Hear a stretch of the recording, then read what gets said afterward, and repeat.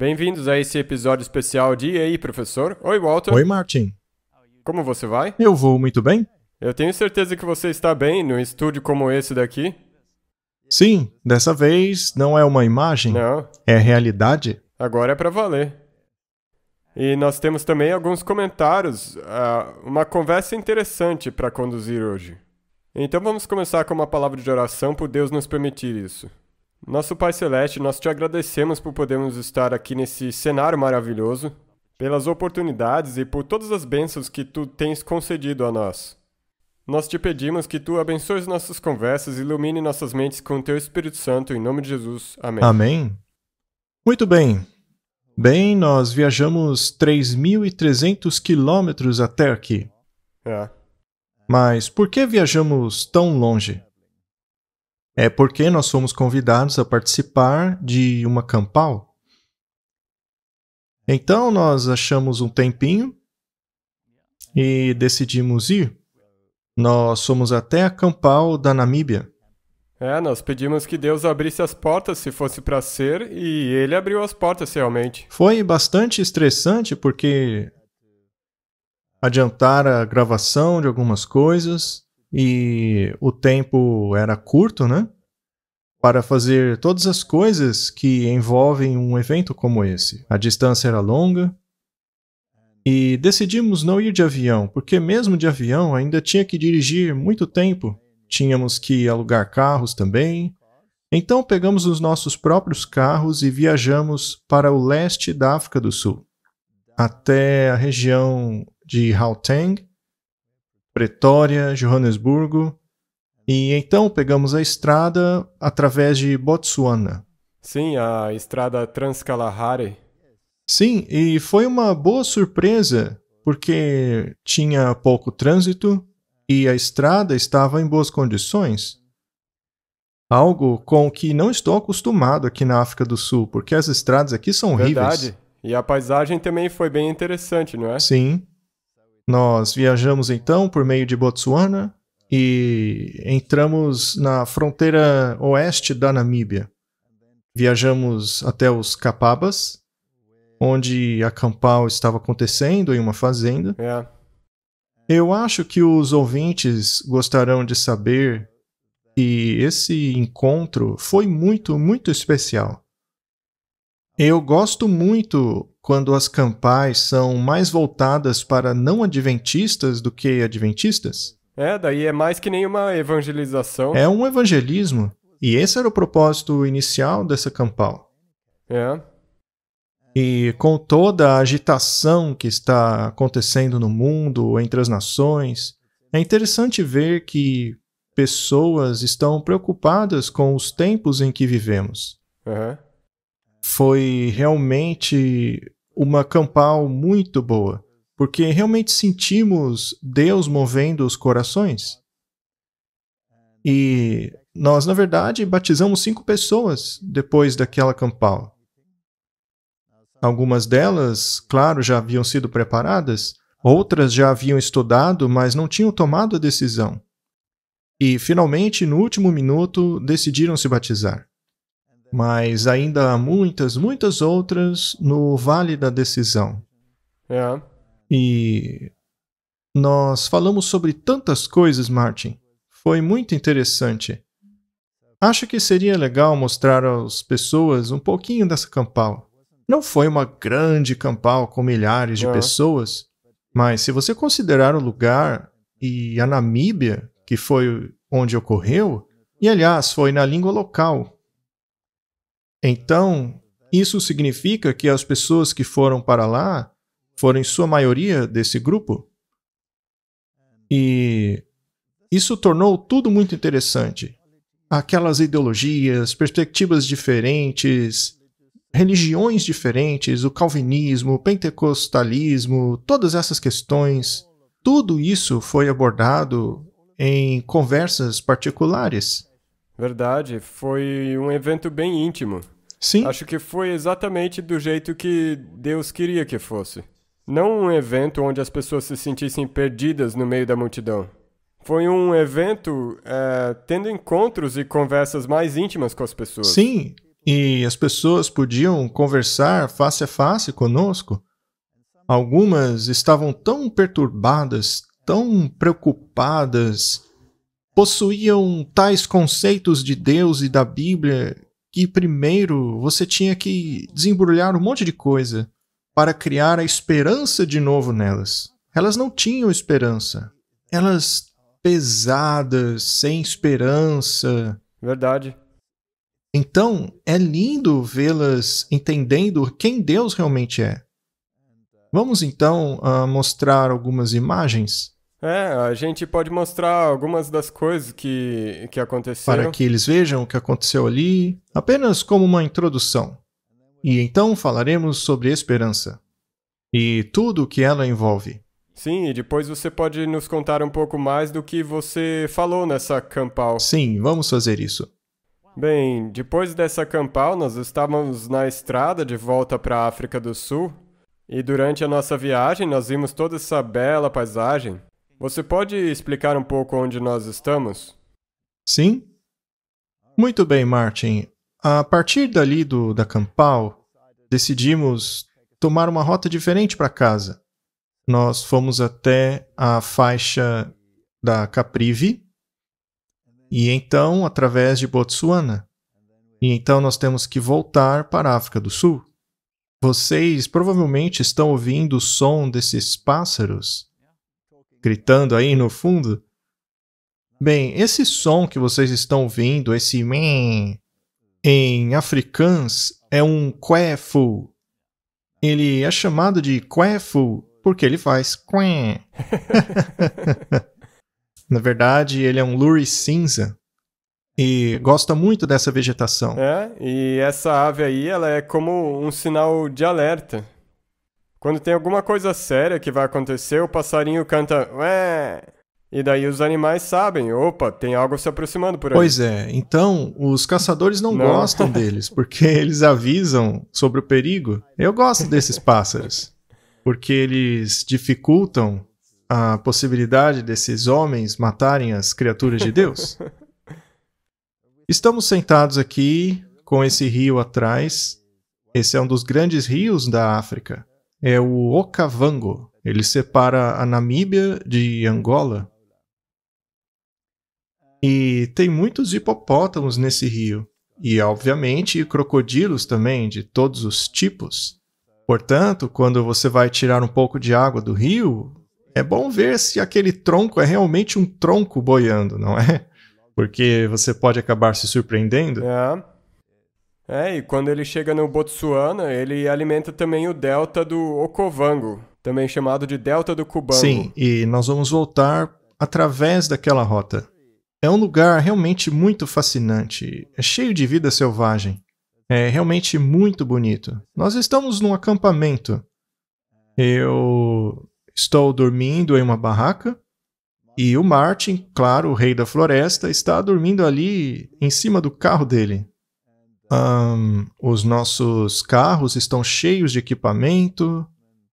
Então, como que a gente pode chamar isso, Martin? É uma aventura. A gente poderia até chamar de As Aventuras do E aí, Professor 2.0. Sim, vamos falar sobre algumas coisas sérias agora. Bem, sobre o que falamos ali na campal. Martin, ali na campal é importante darmos esperança às pessoas, mas ao mesmo tempo temos que contar para elas onde estamos no curso da história, pois é necessário nos prepararmos para o que está para chegar.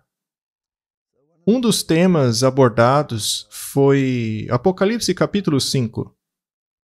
E o título é Digno é o Cordeiro. E foi um estudo bastante importante. Nós abordamos conceitos bastante profundos e talvez nós poderíamos falar sobre eles hoje. O que você acha?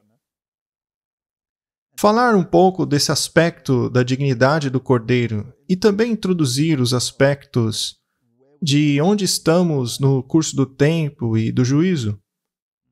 Agora, o tema do acampamento foi a colheita. É hora da colheita. A música tema da Campal também foi a respeito de colheita.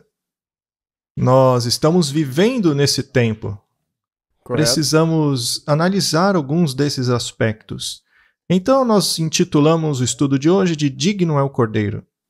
E com esse cenário aí atrás, eu acho que podemos começar? Sim, por favor. Sabe, o negócio é que toda aquela atmosfera daquela campal apresentou o objeto que nós tínhamos para mostrar ou que nós queríamos mostrar. E esse tema era que esse cordeiro, ele morreu por nós. E é aí que está a nossa esperança. Então a nossa colheita tem que ver com isso, com a esperança. Exato. E especialmente, veja, muitos aqui no contexto africano vieram de um passado calvinista. Eles têm essa noção de predestinação, Sim, que você foi predestinado a ser salvo ou perdido. Essa teologia é muito triste. Essa teologia está em muitas mentes hoje em dia. Essa seleção feita por Deus, na qual Deus decide antes do tempo quem vai se salvar e quem vai se perder, negando totalmente a liberdade de escolha da questão. e daí você, como você já disse, você não tem escolha. Se Deus te escolheu, você teve sorte. Sim. Agora, a minha questão é sempre, para que evangelizar então? Nós já falamos muitas vezes sobre essa questão, então eu não quero falar a respeito dessa seleção e predestinação. Mas é uma teologia muito triste, porque ela retrata Deus de uma maneira muito desfavorável. Sim, Ele não te dá chance. Você é simplesmente escolhido para se perder ou se salvar. E é isso aí.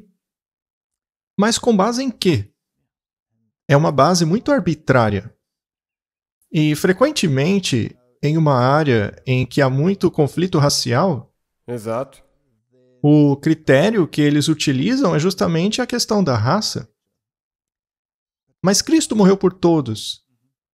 Ele nos ordenou espalhar o evangelho, que é boas notícias, para o mundo todo. Para cada tribo, língua e nação. Mas como pode ser boa notícia se você vai dizer para as pessoas que apenas um grupo seleto vai ser salvo e o outro perdido, sem mesmo que ele possa escolher isso? É, exatamente. E como você pode ter certeza de que você foi escolhido?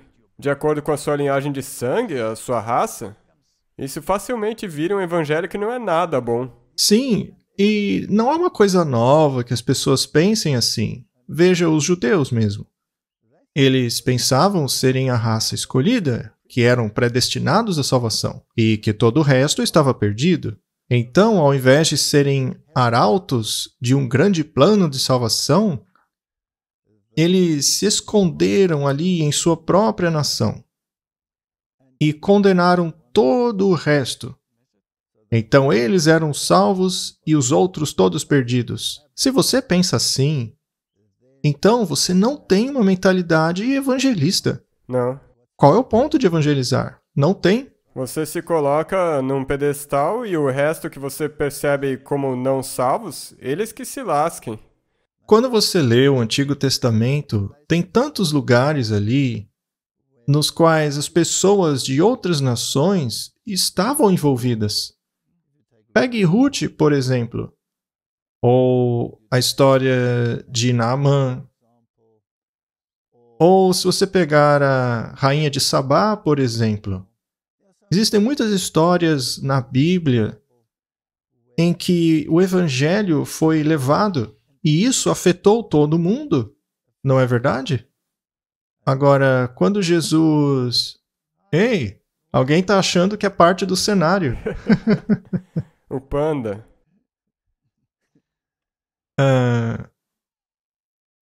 Quando Jesus foi e ensinou aos samaritanos, os discípulos ficaram desapontados com aquilo que ele estava fazendo. Exato. Por que ele está perdendo tempo? Porque ele estava perdendo tempo e esforço com pessoas que já estavam perdidas. Oi, amigão. E aí?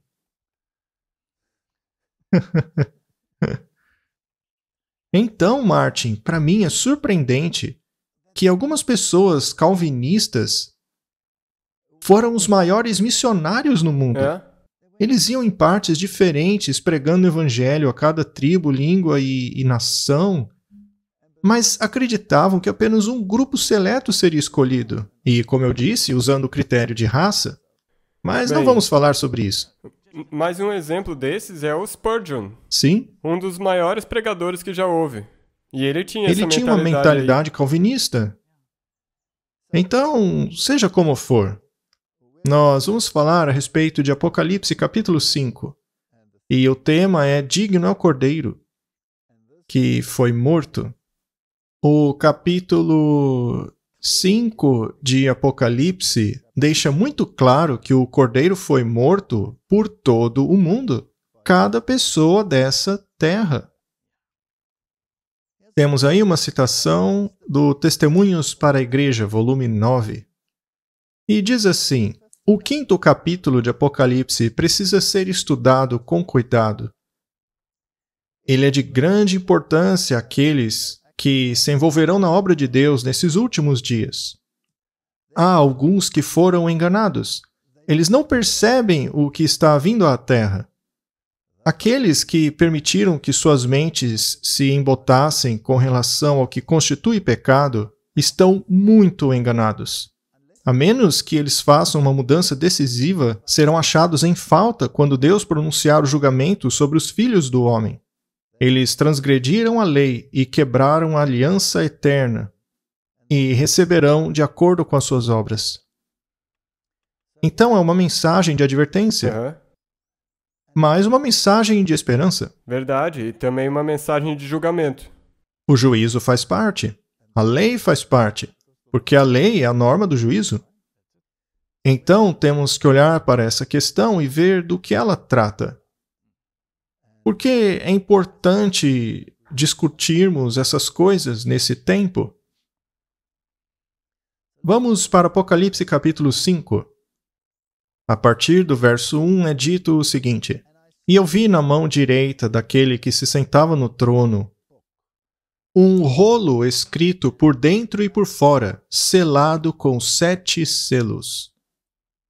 Martin, esse tipo de pergaminho escrito de dentro e fora, enrolado e selado com 7 selos, era algo muito comum nos tempos antigos.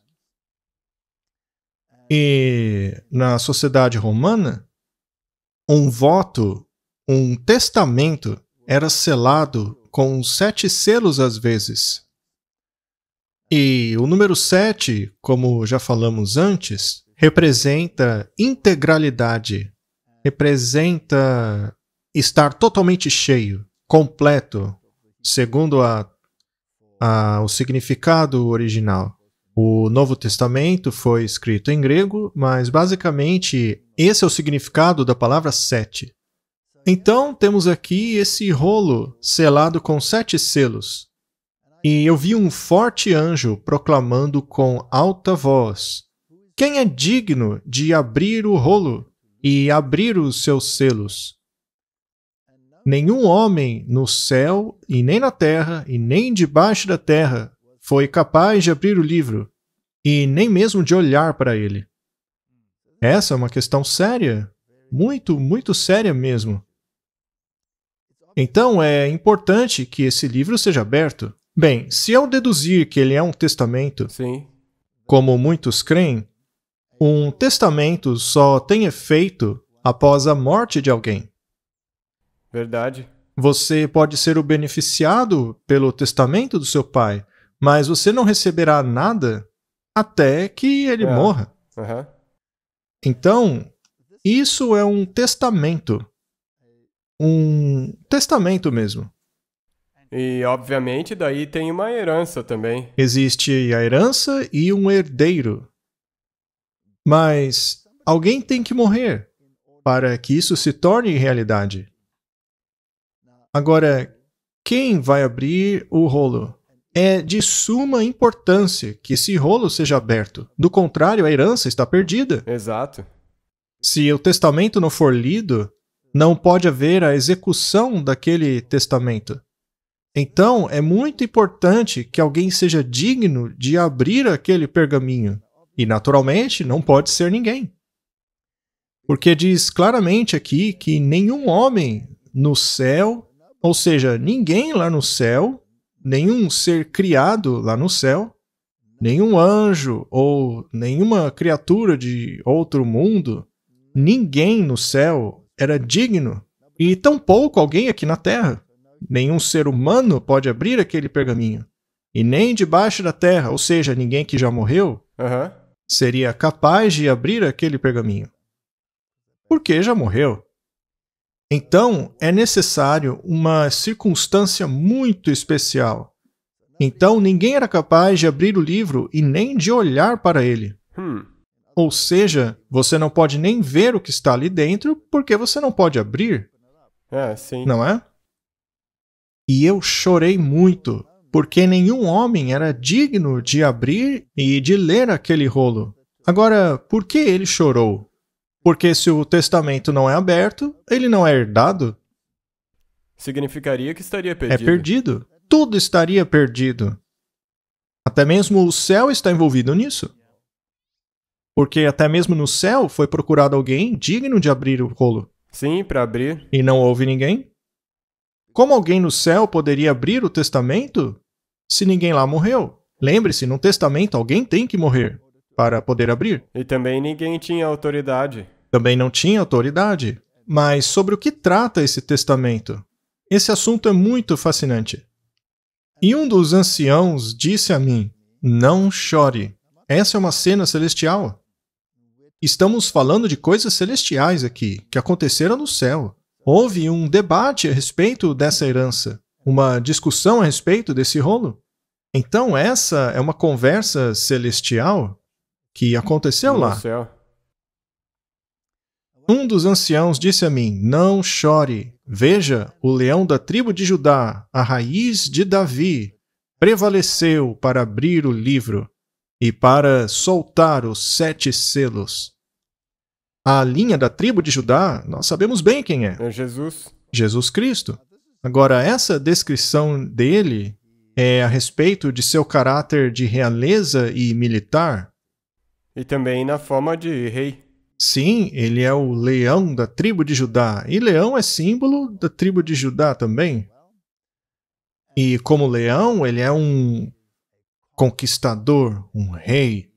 Ele é um general que conduz os exércitos celestiais. Então isso retrata poder e autoridade, força e glória nessas todas essas questões.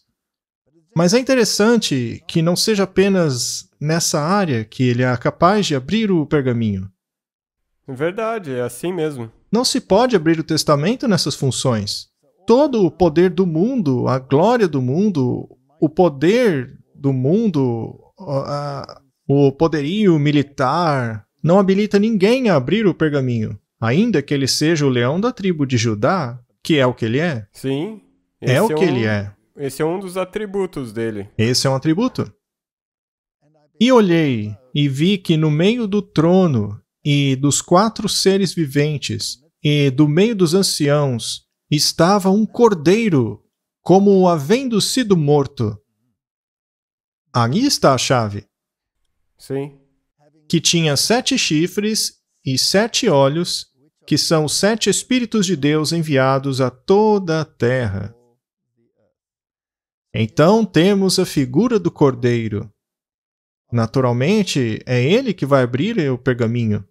A ele também é associado esse outro título, o leão da tribo de Judá, do qual falamos. Mas nessa função de cordeiro que foi morto e que tinha 7 chifres, veja, chifre representa rei, governante. E existe um outro chifre lá em Apocalipse, não é? O chifre pequeno, que se exalta. Mas o cordeiro tinha 7 chifres, o que também denota a passagem do tempo. Sim. Uma linha do tempo histórica. Nós estamos falando de uma linha do tempo desde que esse pergaminho foi aberto. Portanto, para que ele fosse aberto, alguém tinha que ter morrido. Sim. E temos aqui alguém que morreu, O cordeiro. um cordeiro, que foi morto. Isso significa que ele foi capaz de abrir aquele rolo. Mas para abri-lo, esse cordeiro, ele tem que ter sido morto para que o testamento tenha efeito. Sim. Mas ele também é o herdeiro. Sim. Para poder ser aquele que abriu, ele tem que estar vivo. Ele tem que ser o herdeiro. É por isso que diz um cordeiro como que havia sido morto, Aham. mas agora está vivo. Então, na função do cordeiro que foi morto, ele pode abrir o pergaminho, mas ao mesmo tempo ser o herdeiro. Essa é toda a minúcia do plano da salvação. É algo brilhante. E nós temos alguns períodos antes do capítulo 5, que, por exemplo, lá no capítulo 3 de Apocalipse, no qual se vê a história das 7 igrejas. Este é um período de tempo que trata da história da igreja cristã. Aham. O que aconteceria a ela? Na verdade, isso se encaixa, como nós mencionamos, nos últimos dias, na era cristã. Todo esse período e em diferentes eras dentro desse período que constituiu as igrejas, esses selos. E se você ler a respeito das 7 igrejas, você tem a ideia de um conflito. Porque começa com a primeira igreja, que é cheia de zelo pelo evangelho, mas aí a coisa vai decaindo, até chegarmos à igreja da Idade Média, que foi o período das trevas, e aí você tem a luz emanando a partir das trevas, e daí finalmente a última igreja, que é a Laodiceia. É. Então você tem esse fluxo através da história. O número 7 é associado ao Cordeiro porque ele esteve sob controle desses 7 períodos da história da igreja cristã. Ele tem 7 olhos porque, como sendo Deus, ele vê tudo, a coisa toda. E é por isso que ele nos dá informação a respeito da batalha travada pela sua igreja. Como devemos lutar essa batalha? E em relação à escolha que devemos tomar? De que lado devemos ficar? Então, temos aí uma conversa acontecendo no céu a respeito dessa questão. E diz assim: os quais são os 7 Espíritos de Deus enviados a toda a terra. Sendo assim, para quem é essa mensagem que deve ser levada a todo mundo? De novo, a toda tribo, língua e nação. Muito bem. Então a mensagem basicamente trata de uma herança.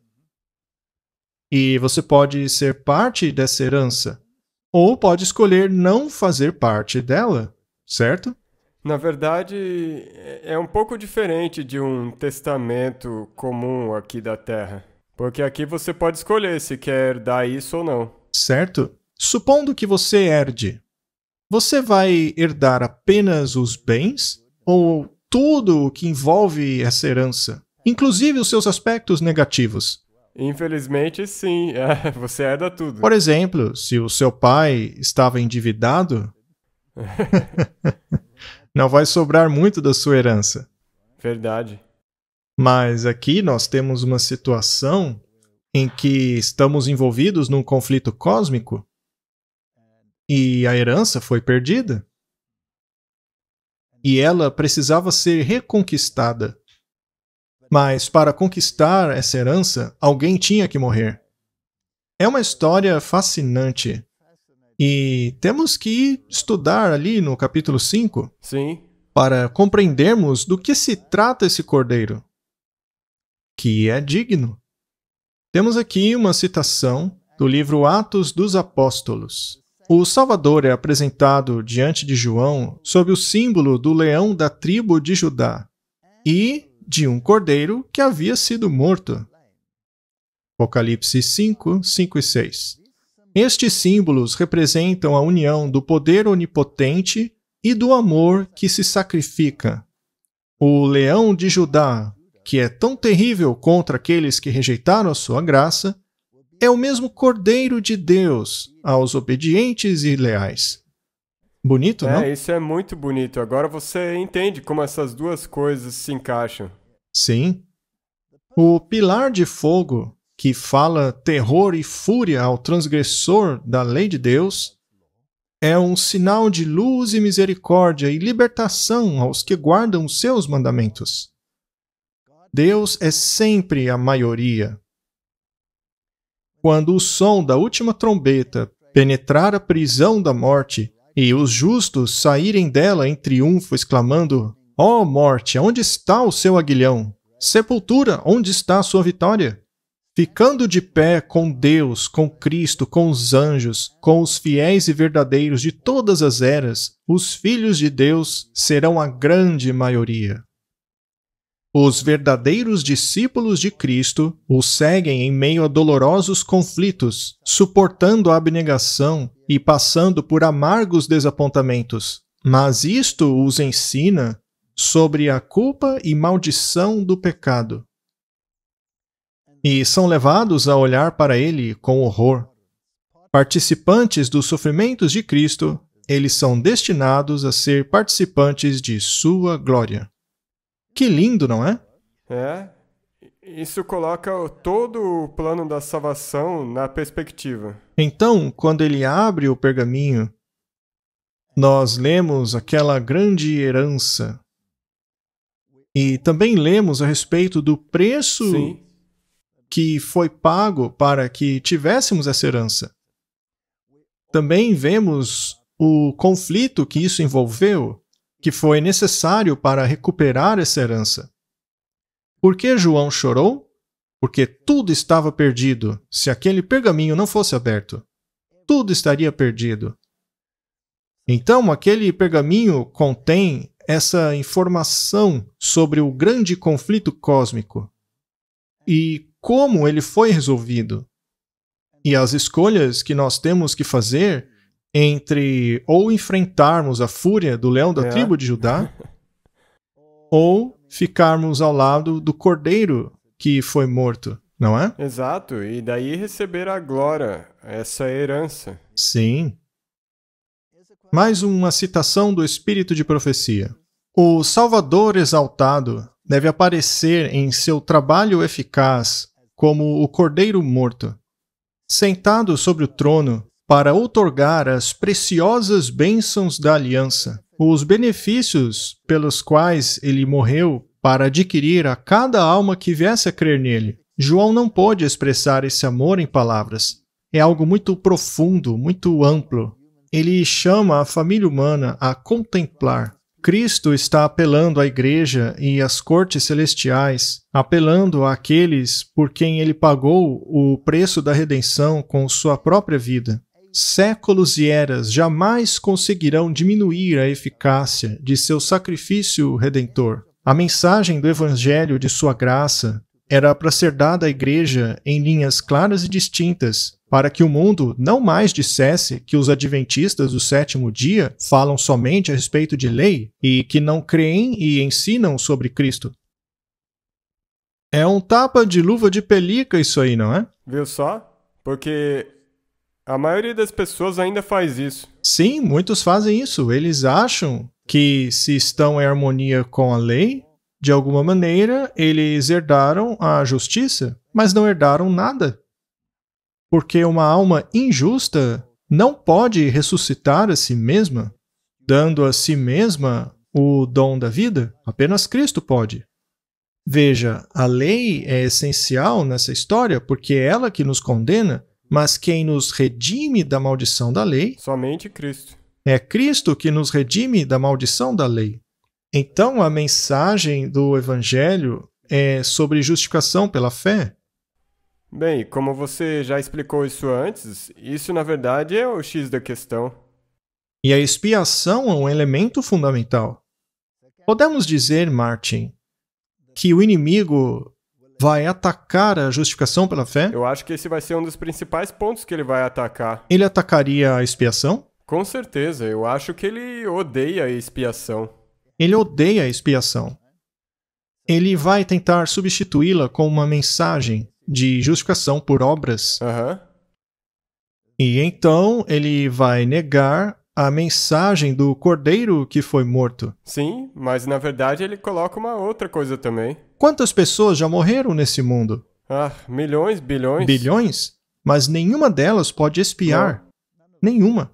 Não houve expiação por meio de nenhuma dessas mortes. Então, essas mortes não tiveram parte em minha salvação. Não. Apenas uma morte, uma ressurreição, teve parte em minha salvação, não é? Aham. Bem, mas como eu acabei de dizer um pouco antes, ele chega com a justificação pelas obras. E ele também tem uma outra cilada, que é a do uma vez salvo, sempre salvo. Essa é uma teologia moderna. Uma vez salvo, sempre salvo. Ou seja, tem esses dois extremos. Então, não é difícil se perguntar quem é o inimigo da expiação, quem é o inimigo da justificação pela fé. É? Você tem apenas que olhar para os decretos papais para saber quem ele é. De acordo com o Concílio de Trento, aqueles que defendem a justificação pela fé são anátema, amaldiçoados para sempre. Aham. E é verdade, passarinho, tem toda a razão. E atacar a expiação é uma afronta tão grande. Um dos principais objetivos dos jesuítas é atacar a expiação, dizendo que Cristo nunca morreu por você. Ele era apenas um exemplo. E então colocam os santos deles no mesmo nível, ou ainda maior do que o de Cristo. Um dos santos que eles amam exaltar e comparar em termos de expiação é o São Francisco. É.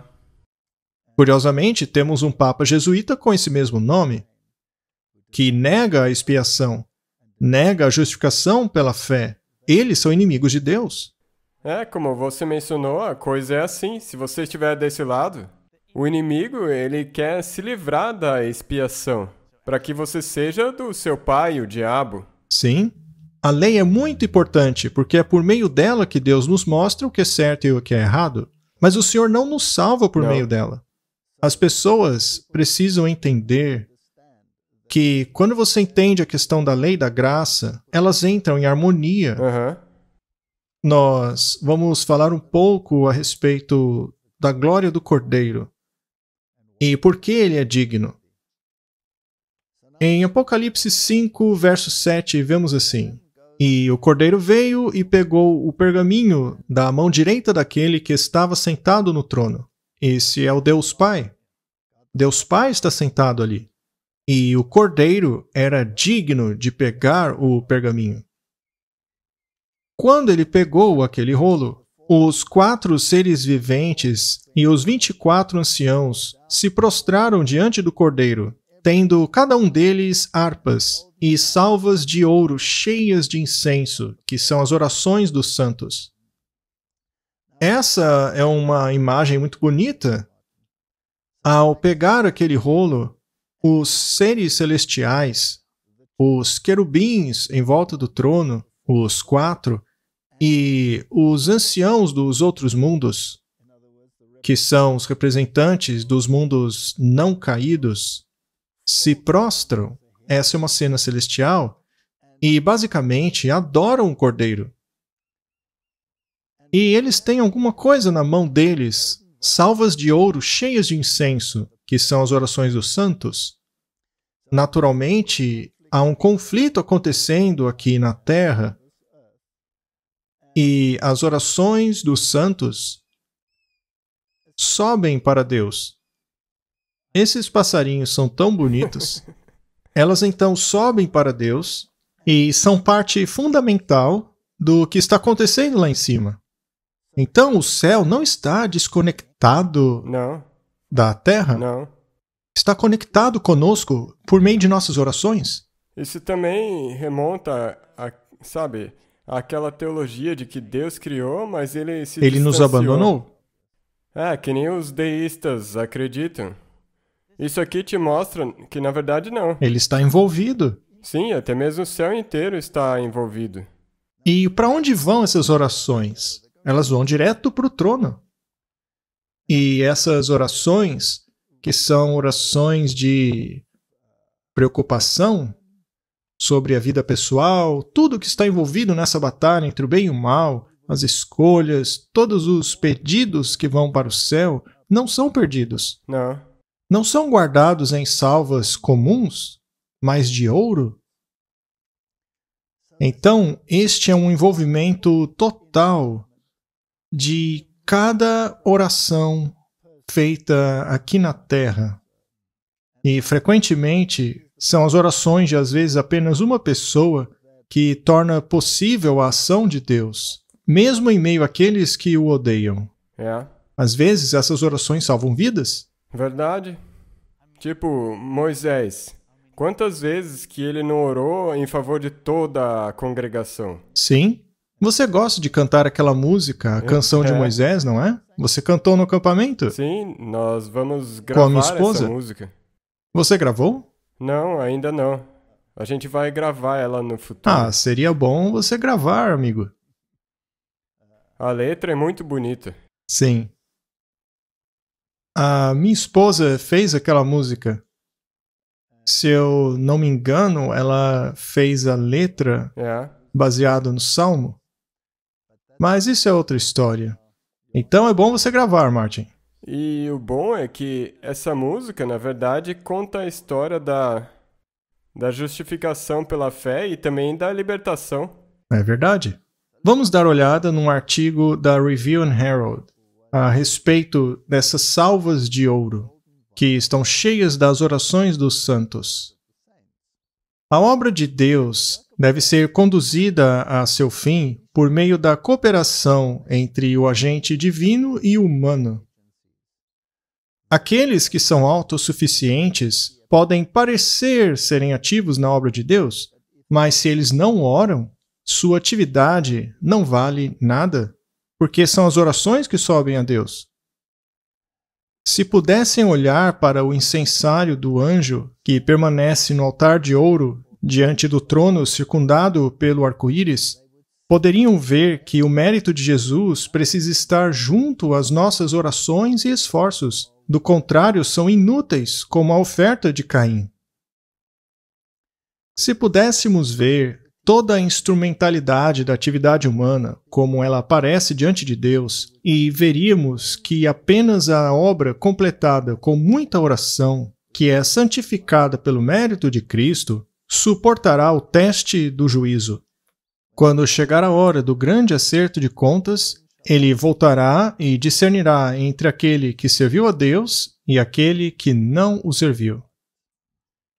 Então, Martin, se não orarmos, nossos esforços são inúteis. Exato. E se nossas orações forem egoístas, serão ainda mais.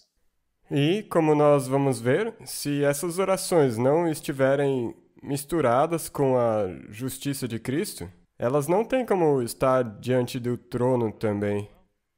A justificação de Cristo, a expiação, a interação entre o reino celestial e o reino da terra só podem ocorrer pela oração. Exato.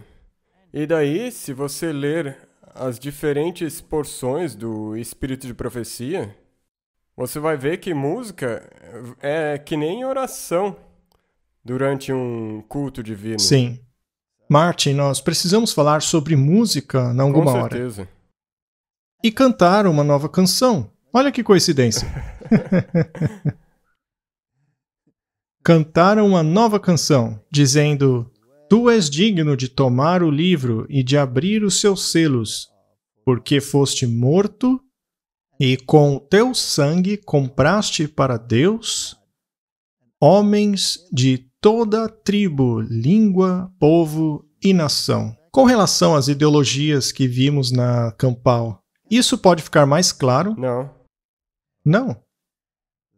Teu sangue compraste para Deus homens de toda tribo. Como eles ousam dizer que nós não somos remidos pelo sangue do Cordeiro? Como os jesuítas ousam dizer isso? Isso está em contradição direta com esse verso. E por quem é que foi pago o preço? por todo mundo. Existe então alguma seleção ou superioridade envolvida aqui? Então, de novo, como que alguém ousa em dizer isso? E língua, e povo, e nação, todo mundo. Para quem foi ganha a salvação? Todo mundo. Todo mundo. O preço foi pago para todo mundo. Se você não entende isso, isso é uma afronta a Deus. Na verdade, é uma acusação. É mesmo. Se existisse mesmo uma seleção, então todos aqueles que foram excluídos dela têm o direito total de confrontarem Deus, dizendo que ele não é justo. Mas o Cordeiro é digno. Ele é digno. E para o nosso Deus os fizeste reis e sacerdotes. Não é incrível? Então, das profundezas da degeneração, ele ergueu os homens para o nível de governantes, sacerdotes. Sacerdotes são aqueles que deveriam representar Deus. Se você representa Deus em uma falsa luz, você tem um problema sério aí. Verdade. E reinaremos na terra.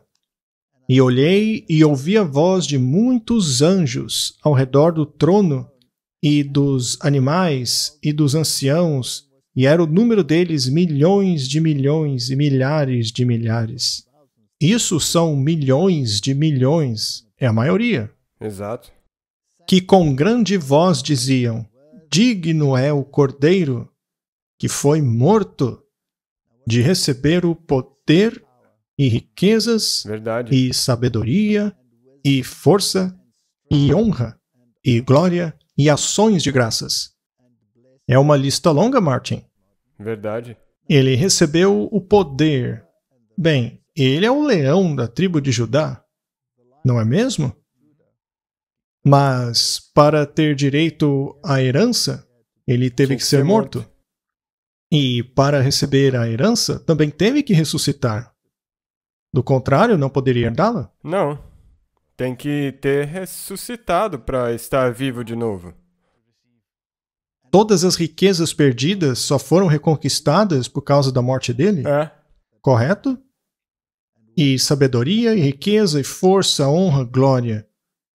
E ouvi toda criatura que está no céu, e na terra, e debaixo da terra. Isso quer dizer todo mundo que está no céu, nos exércitos angelicais, todos os mundos criados, e sobre todos que estão aqui na terra, sobre todos os que morreram, assim como todos que estão no mar, entre as nações, ou literalmente enterrados no mar, e tudo o que há neles, eu ouvi dizerem: ao que está assentado sobre o trono e ao Cordeiro sejam dadas ações de graças, honra, glória e poder para todo sempre. Não há aqui uma descrição do Pai e do Filho. Sim. E os 4 seres viventes disseram Amém. E os anciãos prostraram-se e adoraram aquele que vive para todo o sempre. Martin, se todos os seres celestiais aqui se prostraram e o adoraram, ele deve ser Deus. Só pode ser Deus, porque só Deus pode aceitar a adoração. Muito bem. É por isso que é importante compreendermos cada aspecto dessa questão. O capítulo 5 do livro de Apocalipse mostra com abrangência o que está acontecendo lá em cima. Vamos tentar entender ainda melhor o que aconteceu ali. O rolo na mão direita daquele que se assentou no trono. Cristo, o amado de Deus, veio para acertar as contas do Senhor da vinha. Mas os lavradores se uniram contra ele, dizendo: não vamos deixar que ele domine sobre nós. Eles odiaram a grande norma de justiça que Cristo apresentava continuamente. Eles viram que os ensinos dele os colocavam num lugar onde seu egoísmo seria evidenciado, e então decidiram matá-lo. Eles odiaram seu exemplo de verdade e piedade, assim como a elevada espiritualidade revelada em tudo que ele fazia. Bem, sabe, até mesmo os seguidores de Cristo têm que passar por isso agora. Sim, com certeza. Vou crucificar o rei de vocês? Perguntou Pilatos. E dos sacerdotes e governantes veio a resposta: não temos rei a não ser o César. Martin, estaria o mundo evangélico e cristão no mesmo caminho? É isso que eu quero dizer, Não exatamente. estão dizendo que o rei deles é o César, ao colocarem o Papa na cabeça do movimento ecumênico, ao também obedecer às ordens dele? Sim, não tem como ser de outro jeito. Quando Pilatos lavou suas mãos, dizendo: sou inocente do sangue dessa pessoa, os sacerdotes uniram-se à turba ignorante ao declarar fortemente: que seu sangue caia sobre nós e nossos filhos. Assim, os líderes judeus fizeram sua escolha. Sua decisão foi registrada no livro que João viu na mão daquele que se assentava no trono. Porque nesse livro da herança também tem uma descrição do grande conflito. Está lá também quem o aceita e quem não o aceita. Porque parte da herança não envolve apenas o reino reconquistado, mas as pessoas redimidas. Sim. E aqui tem a questão da escolha. Aqueles judeus fizeram a sua. Exato. E é por isso que eles não foram aceitos como parte daquela herança. É muito importante compreendermos isso. Entendermos o que é essa herança e como ganhá-la. Temos que aceitar o cordeiro que foi morto e aceitá-lo como um rei. É. Aqueles seres celestiais se prostraram diante dele, mas os judeus recusaram. É. Muito bem. A decisão deles foi registrada no livro que João viu na mão daquele que se assenta sobre o trono, o qual nenhum homem é capaz de abrir. Em toda a sua força, essa decisão aparecerá diante deles no dia em que o livro for desselado pelo leão da tribo de Judá. Esse livro contém essa história, mas essa história já tem 2000 anos. Sim. Você quer fazer parte dela também? Sim. Você vai escolher? Eu quero, porque senão do contrário eu não posso ser um herdeiro. Essa história envolve tanto aquela que ocorreu há 2000 anos como a nós hoje. Verdade. Vamos ler um manuscrito do Espírito de Profecia. O livro com 7 selos contém a história do mundo. Ali, em sua mão aberta, estava o livro, o rolo da história das providências de Deus, a história profética das nações e da Igreja. Estavam ali contidos os enunciados de Deus, sua autoridade, seus mandamentos, suas leis, todo o conselho simbólico do Eterno e a história de todos os poderes governantes entre as nações. Porque tem a ver com escolha. Aham. Quem escolhe o quê? Em linguagem simbólica, estava naquele rolo a influência de cada nação, língua e povo desde o início da história da Terra até o seu fim. Muito bem, Martin. Eu escrevi um resumo curto aqui, veja. Apenas aqueles que aprenderam as lições de humildade e obediência podem ser trasladados e glorificados. A humanidade procura a glorificação sem cumprir as exigências, que é um caráter transformado para refletir o caráter de Cristo. Ela procura o leão da tribo de Judá para que este a liberte da escravidão das circunstâncias, mas não da escravidão do pecado. É. Não foi o que os judeus fizeram? Mas a maioria das pessoas, elas querem ser salvas nos pecados delas. Eu já ouvi muitas vezes: Deus não faz nada por mim. Ora, a salvação não conta, não? A humanidade não busca a humildade do Cordeiro que foi morto e que testifica do seu amor abnegado. A mensagem de advertência ao mundo é um chamado de arrependimento e deve ser atendida antes de podermos nos qualificar para a exaltação. É esse que é o plano. Você não pode queimar a largada e dizer: eu já estou salvo, então eu posso continuar fazendo o que eu sempre fiz. Exato. Martin, Apenas o cordeiro morto foi considerado digno. Quando nós voltamos para a morte do primeiro animal que ocorreu nesta terra, Adão e Eva tinham pecado. Eles haviam se escondido. Sim. E eles viram que estavam nus, que tinham perdido o manto da justiça, que os cobria. Sim. E eles se esconderam e fizeram para eles roupas de folhas de figueira. Agora, a humanidade ama se cobrir com folhas de figueira. Ela ama rejeitar a cobertura da justiça do Sim, cordeiro. sempre tentando conseguir pelos próprios esforços. Sempre quer fazer do seu próprio jeito. Até mesmo hoje, a maçonaria tem o avental deles, que representa a folha de figueira. Essa é uma alegação da sua justiça própria. Mas a justiça de Deus não tem falhas. Uhum. Agora, quando Deus chamou Adão e Eva perguntando onde eles estavam, Adão disse que estava com medo. Então Deus pronunciou um decreto muito solene de que colocaria inimizade entre a serpente e a mulher, entre a semente dela e a semente da mulher. E a descendência da mulher esmagaria a cabeça da serpente.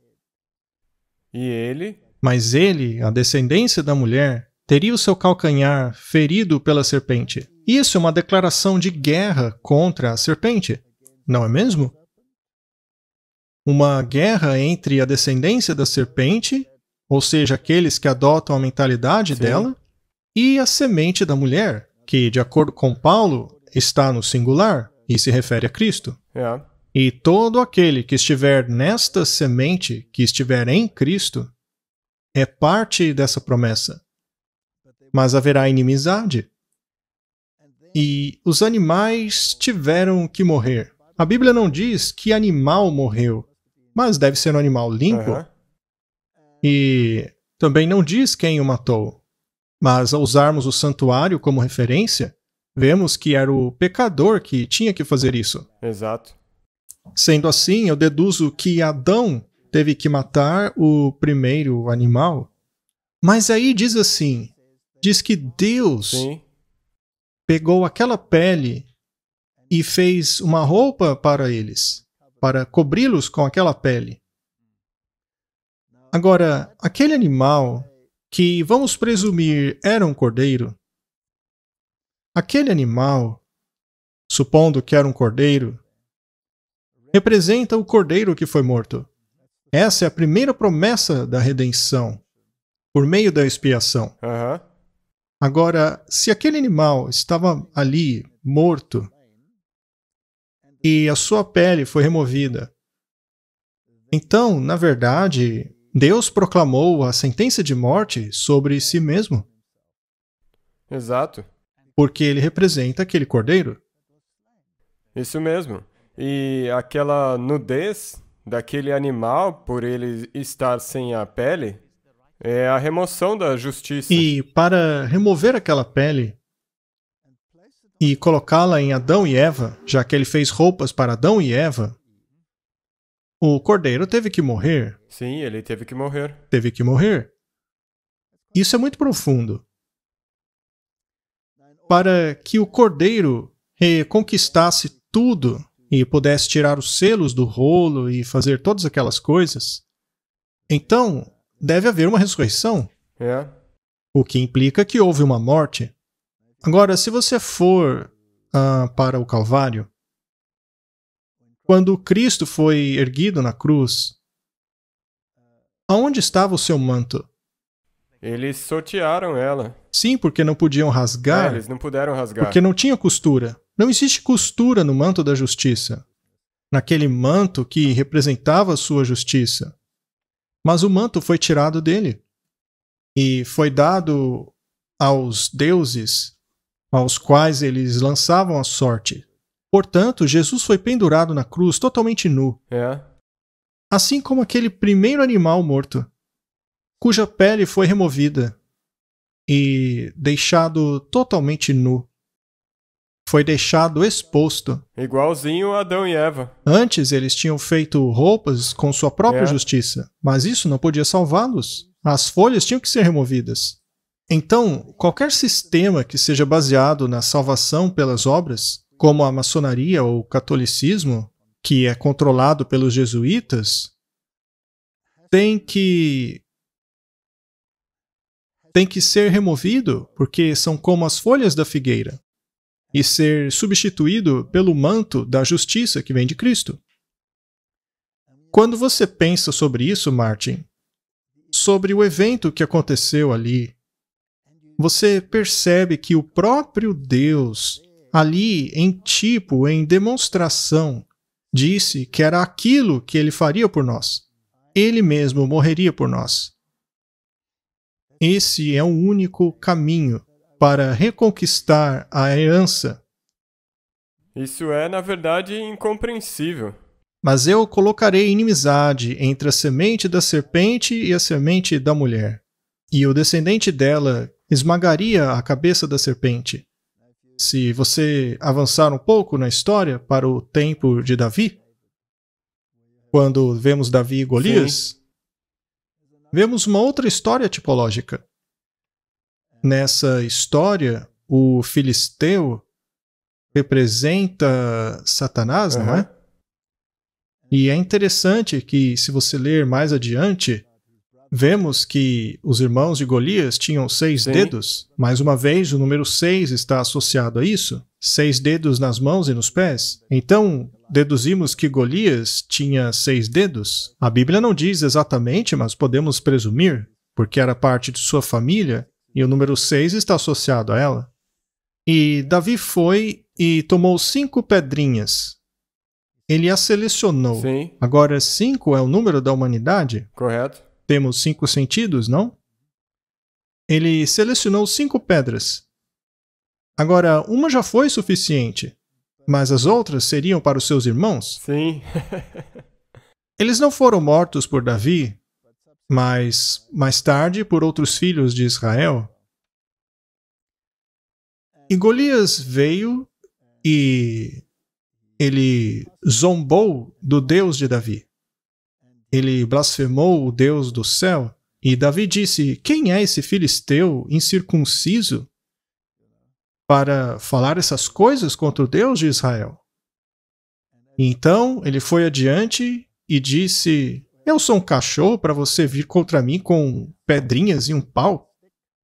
Ele deve ter levantado o seu elmo para dar uma olhada melhor, e isso foi sua sentença de morte, já que a pedra atingiu bem a sua testa. O que fica aqui na testa, Martin? A sua cognição, a capacidade de tomar decisões, o córtex pré-frontal. Ah, então isso foi destruído no crânio de Golias. Então Davi cortou a cabeça dele com a própria espada de Golias. Agora, segundo a Bíblia, o que representa a espada? A palavra de Deus. Representa a palavra de Deus. Então a palavra de Golias representava sua própria palavra. E sua cabeça foi cortada com a sua própria palavra. Sim. Suas próprias palavras o condenaram. E ele não é um tipo de Satanás que mentiu desde o início? Exato, com a própria justiça dele. Nós falamos sobre mentiras em um episódio recente. E uma das mentiras que ele apresenta é que você não precisa de um salvador. Não precisa de um redentor. Não existe expiação. Você pode salvar-se por sua própria conta. Aí Davi tirou a armadura do gigante. E a Bíblia diz que ele a levou para sua própria tenda. E ele viveu em Belém, o cesto de pão. Essas tipologias são muito bonitas. Mas veja bem, ele não levou consigo a cabeça de Golias. Não. Ele não pôs aquilo em sua tenda. Ele a levou para Jerusalém. Isso era uma prática nos tempos antigos. Ele tinha a cabeça de Golias em sua mão. E ele a levou a Jerusalém. E ele foi para o topo do monte. E, basicamente, ele contou aos jebuseus que ocupavam Jerusalém naquela época: vocês são os próximos. Em outras palavras, Jerusalém, que aliás é um tipo de todos os remidos, Jerusalém será conquistada, e os jebuseus, ou deveria dizer os jesuítas, que são, na verdade, muito próximos. Quase a mesma coisa. Vocês serão expulsos. É. E no topo daquele monte, ele ficou de pé com aquele crânio e disse: o que aconteceu aqui com Golias vai acontecer a vocês. Todas as coisas que foram perdidas para os inimigos de Deus será reconquistado. Martin, pode ser possível, ou talvez provável, que ele tenha enterrado aquele crânio no topo da montanha. Sim, seria possível. E aquele monte poderia ser o Calvário. É. Bem, o Gólgota. Aquele monte fazia parte do monte do templo naquela época, porque mais tarde eles colocaram pedras ali para separar os dois montes. Mas ali no topo daquele monte, aonde viria a ser o monte do templo, era o símbolo da redenção. E ele enterrou aquele crânio. E mais tarde, quando Cristo veio e andou naquela estrada, seus pés provavelmente pisaram na região onde aquele crânio havia sido enterrado. Ou melhor ainda, aonde a cruz foi fincada, é o mesmo lugar aonde aquele crânio havia sido enterrado. Existe um exemplo no museu em Jerusalém de uma crucifixão. Agora, diferentemente de como falamos aqui, nas figuras do mundo, a crucifixão, os pregos não penetravam o pé pela frente, mas vinham pelo lado do calcanhar. Ele era pregado naquela madeira pelos lados. De lado, é. Era assim que a arqueologia descobriu o que eles faziam. Aqui podemos ver como aqueles pregos eram colocados no calcanhar. Então, o crânio foi esmagado e o calcanhar foi ferido. Foi ferido. Uhum. Tem um simbolismo maravilhoso nisso tudo, Martin. Nenhuma das coisas que Deus coloca são arbitrárias. Nada se perde. E se você olha para esse simbolismo e reflete em sua redenção, a Bíblia diz que somos purificados pela água e pelo sangue, não é? Agora, antes da crucifixão, Jesus atravessou o vale de Quidrom e ele foi para o outro lado, para o jardim do Getsemane. E lá a Bíblia nos diz que ele estava em tanta agonia porque ele estava sentindo a separação do Pai, certo? E por causa dos pecados do mundo inteiro estarem sendo colocados sobre os seus ombros, aquilo lhe causou tanto estresse que água e sangue, ou seja, suor e sangue, se misturaram ao cair de seu rosto, lá no jardim. E mais tarde, já no Calvário, lemos que a lança perfurou o lado dele, e duas coisas jorraram de lá, água e sangue. Estes são símbolos da redenção. É, exato. Agora, o jardim do Getsemane era de um lado do vale de Quidrom, e o Calvário estava aqui, do outro lado. Naquele monte também ficava o templo, onde eram realizadas as ofertas de sacrifício. Muito sangue era derramado ali. Sim. Aquele sangue era transferido para o vale de Quidrom. E eles derramavam ali junto com água, através daqueles dutos até o vale de Quidrom. E todo aquele sangue que fluía do sacrifício dos animais, todos aqueles cordeiros e touros e criaturas, aquele sangue representava a salvação e a água representava a purificação. E ambos fluíam ali para o vale de Quidrom. Do mesmo jeito, o sangue de Cristo e a água, o suor que se misturou ao sangue, também fluíram. Quando ele estava na cruz, eles deram a ele uma coroa de espinhos. Aquilo, na verdade, foi uma coroação, porque colocaram um manto real nele. Também deram a ele um cetro em sua mão. E tudo o que restou naquela cruz foi a coroa, que não penetrou o crânio, mas o sangue escorreu daquela pele, misturado com o suor que descia de sua face. Então, o sangue antitípico escorria junto com água no vale de Quidron. Quando você lê o livro de Ezequiel, vemos que aquela água passava pelo vale de Quidron, nutrindo as árvores. Aquela água passava pelo deserto e tudo que tocava resultava em grandes e lindas vegetações. É muito bonito. Ou seja, a vida. Sim, a vida surgia. Até mesmo ali na região do Mar Morto, que é símbolo de morte. Morte permanente. Lá a vida surgia novamente.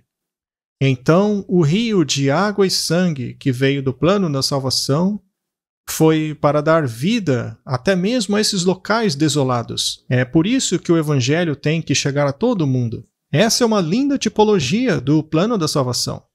Digno é o cordeiro que foi morto. Nunca nos esqueçamos disso. Nós não podemos. É dessa maneira que nós devemos prosseguir. E só é possível através dessa justiça te cobrindo. Sim, Jesus foi pendurado, nu, sem roupas, totalmente nu, para que você e eu e qualquer pessoa que crer nele possa ser coberto pelo manto da sua justiça. Não é de se admirar que os seres celestiais tenham se prostrado diante dele, dizendo: digno é o cordeiro que foi morto. Mas ainda tem muita coisa para falar a respeito dessa profecia. Talvez devêssemos deixar para o próximo episódio? Numa próxima vez. Com certeza. Eu então, acho que nós devemos encerrar isso daqui. terminar contemplando por que o cordeiro que foi morto é digno de abrir o livro, para que você e eu, juntos com ele e nele, possamos ter direito à herança. Vamos orar. Querido Pai, eu quero agradecê-lo pelo Cordeiro, que foi morto em nosso favor.